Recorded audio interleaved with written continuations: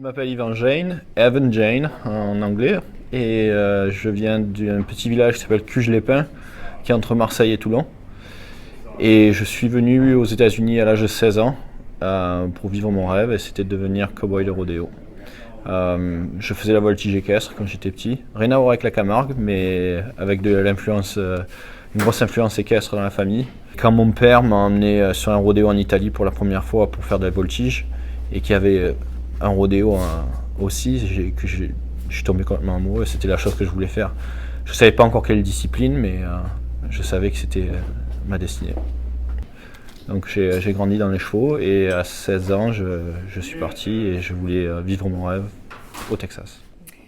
Alors ma discipline, c'est le bareback riding. En français, ce serait la monte de cheval sauvage sans selle.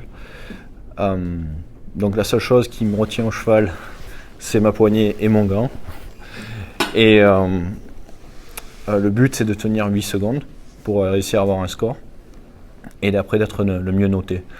Donc moi, je représente 50% de la note, et mon cheval représente 50% de la note. Alors je suis classé 9e, enfin j'étais classé 9e l'année dernière.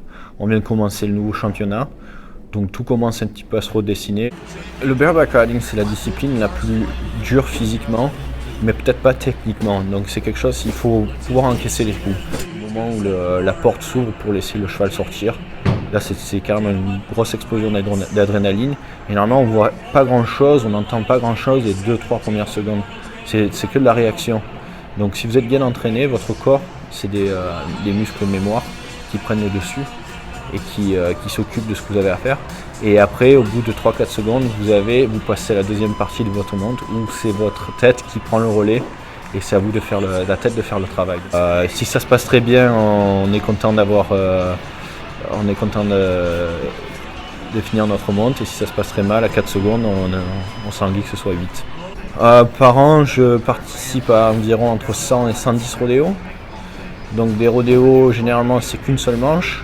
Mais après, quand vous venez sur des gros rodéos comme Houston, San Antonio, Cheyenne, vous avez 2, 3, 4, 5 manches. La vie d'un cowboy, c'est sur la route. C'est un peu plus de 200 jours par an sur la route, avec des compagnons de route. Généralement, vous êtes 2 ou 3 à voyager.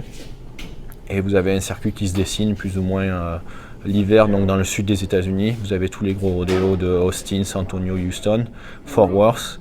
Et après, dans l'été, ça se bouge plutôt vers le nord des États-Unis. Vous avez Calgary, et au Canada, donc Calgary, Cheyenne, et tous les gros rodéos dans le nord-ouest des États-Unis. Je me suis cassé 17 os. Donc les enfants, si vous avez quelque chose à faire, faites pas du rodéo, trouvez autre chose à faire.